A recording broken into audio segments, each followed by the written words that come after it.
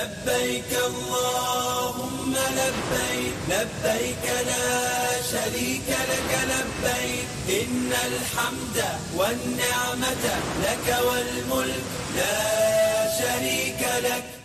Baik pemirsa, kami akan mengajak Anda untuk mengetahui lebih lanjut terkait update Haji 2025. Saat ini kita tengah terhubung dengan jurnalis Jawa Pos Dimas Ginanjar yang saat ini berada di Mekah, Arab Saudi. Selamat pagi waktu setempat. Assalamualaikum Mas Dimas. Waalaikumsalam, selamat siang Septi. Baik, Mas Dimas, boleh dikabarkan kepada kami bahwa dikabarkan untuk kloter pertama ini akan dimulai di tanggal 2 Mei. Bagaimana persiapan ibadah haji di Mekah saat ini? Iya betul, kloter pertama akan datang pada 2 Mei dan saat ini kami para petugas haji sudah mempersiapkan segala sesuatunya dengan sangat matang.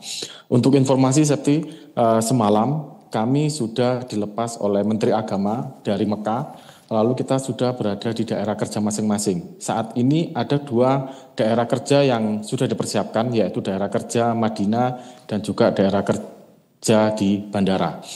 Di 2 daerah kerja ini sudah dipecah beberapa sektor. Satu sektor nanti akan menangani beberapa hotel, seperti itu beberapa kawasan. Nah, kami semalam sudah dipecah, sudah masuk di masing-masing hotel untuk menjalani tugas kami di masing-masing sektor itu. Jadi insya Allah kita semuanya sudah siap. Tinggal kita menunggu kedatangan jemaah haji saja. Baik, Mas Dimas, untuk pelaksanaan ibadah haji 2025, pemerintah Arab Saudi ini menetapkan pengawasan yang super ketat dalam pelaksanaan ibadah haji, terkait juga salah satunya adalah tidak ada toleransi bagi jamaah yang melaksanakan ibadah haji tanpa visa haji resmi begitu. Lalu apa langkah konkret dari Kementerian Agama dalam mengedukasi masyarakat agar kejadian ini tidak terulang? Iya, betul sekali. Jadi ini saat ini memang menjadi isu, tidak hanya isu bagi Kementerian Agama di Indonesia, tetapi juga isu secara global.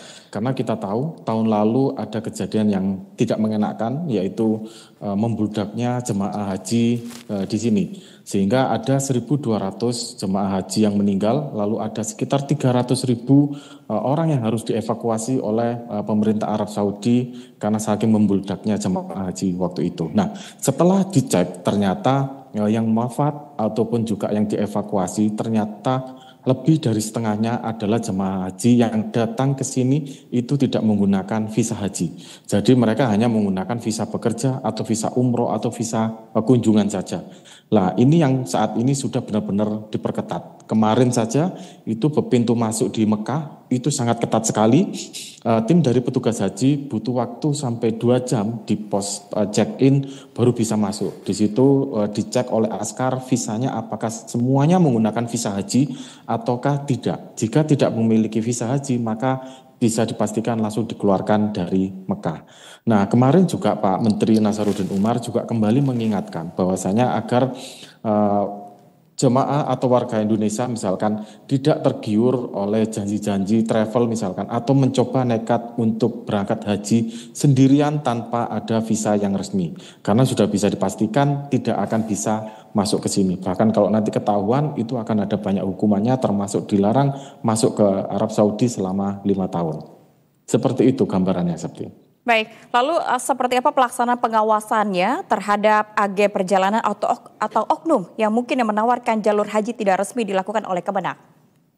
Iya, Kemenak sendiri sudah memberikan himbauan ya. Nanti paling yang akan sangat ketat terjadi di sini adalah ketika nyampe di bandara. Karena nanti askar baru akan benar-benar mengecek lagi itu di wilayah yang memang sebenarnya Kemenak tidak bisa ikut campur karena sudah masuk ranah negara orang kan sebenarnya. Nah, nanti askar yang akan bersifat sangat tegas sekali jika ada jemaah haji yang masuk ke sini tanpa visa haji. Jadi yang perlu juga kita sampaikan sebenarnya adalah bagaimana kampanye ibadah haji ini benar-benar itu sesuai dengan aturannya. Sekali lagi jangan coba-coba untuk nekat datang ke Arab Saudi untuk berhaji jika tidak memiliki visa haji. Begitu juga untuk travel-travel, ini juga diharapkan untuk tidak nakal dalam artian menjanjikan bisa datang ke Arab Saudi seperti itu menggunakan visa selain visa haji. Karena untuk informasi, aplikasi misalkan untuk umroh dan sebagainya itu sudah selesai pada tanggal 29 April kemarin.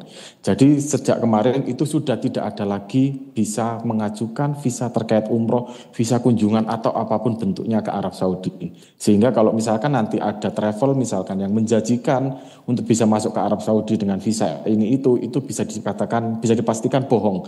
Dan kemungkinan khawatirnya adalah nanti jatuhnya ke penipuan, sudah bayar mahal-mahal tapi ternyata tidak bisa berangkat ke tanah suci. Seperti itu. Baik, Dimas, lalu terkait juga dengan kebijakan baru yang dikeluarkan oleh pemerintah Arab Saudi, yakni untuk jamaah yang tidak memiliki visa haji resmi tidak akan diperbolehkan untuk melaksanakan ibadah haji. Betul. Dari Kemenak sendiri ini, apakah ada kebijakan untuk membuat satuan petugas untuk bisa mengawasi? Iya. Itu mungkin yang akan terjadi di Indonesia ya. Pasti Kemenak akan berkoordinasi juga dengan kepolisian misalkan dan juga ke kanwil-kanwilnya untuk memberikan pemahaman terhadap orang-orang yang berada di daerah dari masing-masing kanwil itu. Terutama jika ada pertanyaan apakah mungkin misalkan saya kemarin belum daftar lalu saya ada penawaran dari travel ini untuk bisa langsung ke jemaah haji, apakah bisa seperti itu? Ada baiknya untuk cek and recheck terlebih dahulu karena terkait dengan sanksi hukum misalkan tentu saja Kemenak tidak memiliki kewenangan itu dan pasti akan bekerja sama dengan kepolisian untuk bisa menghalaunya. Baik, sanksi hukum yang seperti Anda jelaskan, apakah sanksi hukum yang diberlakukan nanti ketika pada pelaksanaan ibadah haji 2025 ini yang kedapatan masih memiliki untuk visa haji non resmi ini, bagaimana sanksi yang akan diberikan? Ya, saksinya tentu saja saya kurang tahu pasti ya, karena kalau misalkan terkait dengan di kepolisian seperti apa, mungkin akan diawali terlebih dahulu dengan laporan misalkan adanya penipuan, saya sudah membayar sekian, tapi ternyata tidak bisa masuk Arab Saudi misalkan. Tentu saja nanti jamaahnya bisa memberikan laporan kepada kepolisian agar nanti ditindaklanjuti. Tetapi kalau sudah sampai ke Arab Saudi misalkan, beberapa informasi yang saya dengar adalah tentu saja ada beberapa hal. Pertama, ya akan tidak bisa keluar dulu dari askar itu sendiri. Askar ini seperti polisi yang ada di sini. Nanti mungkin bisa dilakukan penahanan seperti itu. Lalu akan diproses seperti apa bentuknya saya juga kurang tahu karena kita tidak memiliki informasi pasti mengenai ketika diproses oleh askar itu seperti apa sih nantinya. Tetapi informasi yang umum yang sudah ramai diperbincangkan termasuk dari artikel-artikel berita misalkan dikatakan kalau salah satu hukumannya adalah selain denda juga akan dilarang masuk ke Arab Saudi selama 5 tahun nantinya. Baik, terima kasih atas laporan Anda, Dimas Ginanjar selaku jurnalis Jawa Pos. Selamat kembali bertugas. Pemirsa, pemerintah Arab Saudi menetapkan pengawasan super ketat dalam pelaksanaan ibadah haji tahun 2025. Tidak ada toleransi bagi siapapun yang mencoba masuk ke Mekah tanpa visa haji resmi. Menteri Agama Nasaruddin Umar pun mengeluarkan peringatan keras agar masyarakat Indonesia tidak tergoda bujuk rayu oknum yang menawarkan jalur haji ilegal.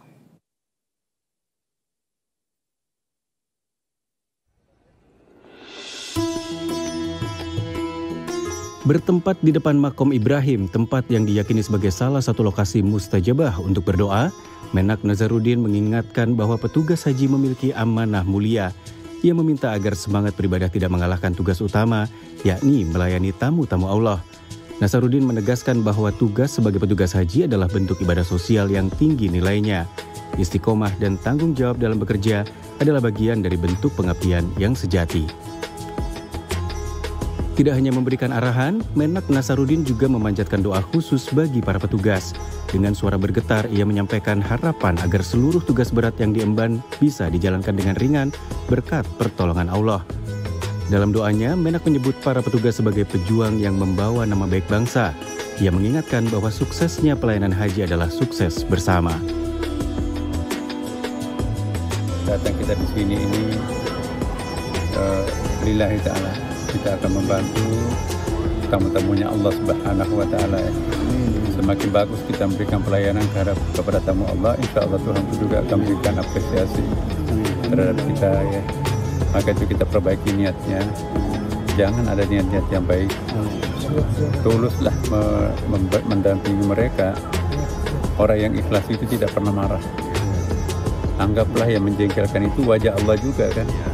Anggaplah orang yang menghibur kita itu memuji kita itu wajah Allah juga. Jadi semuanya wajah Allah, tidak ada yang bukan wajah Allah. Kemanapun kalian menghadapkan mukanya wajah Allah yang Anda lihat. Wajah yang menjengkelkan itu juga wajah Allah, tersenyumlah. Wajah yang menyenangkan itu juga wajah Allah. Fa'inama tuwallu fathamma wajhullah. Jadi jangan pernah marah, jangan pernah mengeluh. Karena kalau orang mengeluh berhenti jadi ikhlas. Orang ikhlas itu tidak pernah capek, orang ikhlas itu tidak pernah mengeluh, dan orang yang ikhlas itu tidak suka mengadu domba. Karena kita akan lillahi ta'ala. Selain itu, ia juga meminta agar para petugas tetap menjaga kekompakan, kesabaran, dan tidak mudah terpengaruh oleh kritik yang kadang datang tanpa dasar. Mengakhiri pesannya, Menak mengajak seluruh petugas untuk bekerja dengan hati, tidak hanya menjalankan tugas administratif, tapi juga menjadikan pelayanan haji sebagai ladang amal dan bentuk kecintaan kepada sesama umat.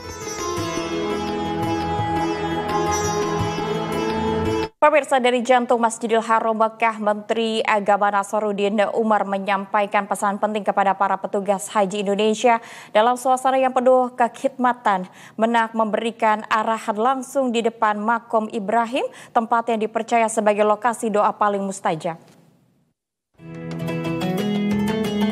4 pesan utama ditekankan Menak kepada ratusan petugas haji. Pertama, meluruskan niat. Ia mengingatkan bahwa tugas di Tanah Suci bukan sekedar pekerjaan, melainkan bentuk pelayanan kepada tamu Allah. Petugas diminta menjalankan tugas dengan ikhlas dan tanpa keluhan. Selain itu, Menak juga menyampaikan kepada seluruh petugas haji untuk menjaga kekompakan. Sinergi lahir dan batin antar petugas dianggap sebagai kunci sukses pelayanan. Pesan ketiga adalah soal kedisiplinan. Bagi Menak, disiplin bukan hanya teknis, tapi bagian dari ibadah itu sendiri. Petugas dituntut untuk tetap konsisten dan istiqomah dari awal hingga akhir tugas. Sementara itu, pesan terakhir, Menak meminta agar petugas menjauhi sikap mencela dan saling menjelekan, baik antar petugas maupun terhadap jemaah. Ia mengajak untuk menerima kritik dengan lapang dada dan menghindari dendam dalam pelayanan. Di depan rumah Allah Subhanahu wa Ta'ala yang menjadi pusat kiblat seluruh umat Islam, 1,5 miliar sekarang umat Islam di dunia, menengadahkan wajahnya ke tempat ini, dan kita berada di tempat yang paling mustajabah di depan Makam Ibrahim. Di sini kita berdoa, insya Allah Allah akan menerima doa kita ya. Saya ingin pesankan 4 pesan. Pertama adalah niat datang kita di sini ini lillahi ta'ala. Kita akan membantu tamu-tamunya Allah Subhanahu wa Ta'ala ya. Semakin bagus kita memberikan pelayanan kepada tamu Allah, insya Allah Tuhan juga akan memberikan apresiasi terhadap kita ya. Maka itu kita perbaiki niatnya. Jangan ada niat-niat yang baik. Tuluslah mendampingi mereka. Orang yang ikhlas itu tidak pernah marah. Anggaplah yang menjengkelkan itu wajah Allah juga kan. Anggaplah orang yang menghibur kita itu, memuji kita itu wajah Allah juga. Jadi semuanya wajah Allah, tidak ada yang bukan wajah Allah. Dan yang kedua saya ingin sampaikan kekompakan ya. Al-ittihadu wujudul quwwah. Ya, persatuan-kesatuan itu melahirkan energi. Di mana ada sinergi, di situ pasti ada energi. Al-barakatuh fil jamaah. Jadi yang dimaksud sinergi itu lahir batin, bukan hanya di mulut tetapi juga di dalam hati. Jadilah pemaaf. Ya, jadi kita bersyukur karena kita tidak menjadi pencemburu dan kita menjadi orang-orang yang dipuji oleh Allah. Dan yang ketiga saya minta adalah kedisiplinan teman-teman. Kedisiplinan itu bagian daripada ibadah. Mohon betul-betul jangan sampai nanti kita melalaikan tugas kita, jangan hanya aktif di awal-awal, tapi nanti setelah belakangan. Nah, istiqamah itu tidak pernah lelah dari awal sampai akhir. Di akhir arahannya, Menak menyampaikan doa khusus agar seluruh petugas diberi kekuatan dan keteguhan dalam menjalankan tugas suci ini. Ia berharap pelayanan haji tahun ini berjalan lancar, tulus, dan penuh keberkahan.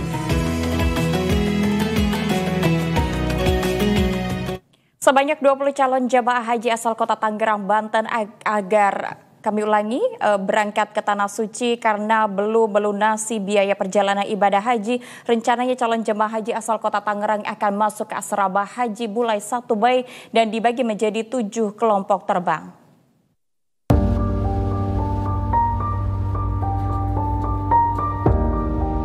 Dari hampir 2.000 calon jamaah haji asal kota Tangerang, Banten, hanya 1.888 yang mampu melunasi biaya perjalanan ibadah haji atau BP. Sementara sebanyak 30 orang calon jamaah haji dipastikan gagal berangkat ke Tanah Suci lantaran belum melunasi BP. Kementerian Agama telah menentukan batas waktu pelunasan biaya haji pada 25 April 2025 kemarin, namun dari batas waktu yang diberikan puluhan calon jamaah belum mampu melunasi BP dan harus menunda keberangkatannya lantaran terkendala biaya. Mereka itu dia tidak berangkat, yang 30 orang ini karena belum ada alasannya apakah mereka alasannya karena sakit, apakah tidak ada biaya atau sesuatu hal sehingga mereka belum bisa melunasi. Calon jamaah haji asal Kota Tangerang terbagi menjadi 7 kelompok terbang atau kloter. Mereka akan masuk asrama haji pada 1 Mei 2025 dan diberangkatkan ke Tanah Suci pada 2 Mei 2025. لبيك اللهم لبيك لبيك لا شريك لك لبيك إن الحمد والنعمة لك والملك لا شريك لك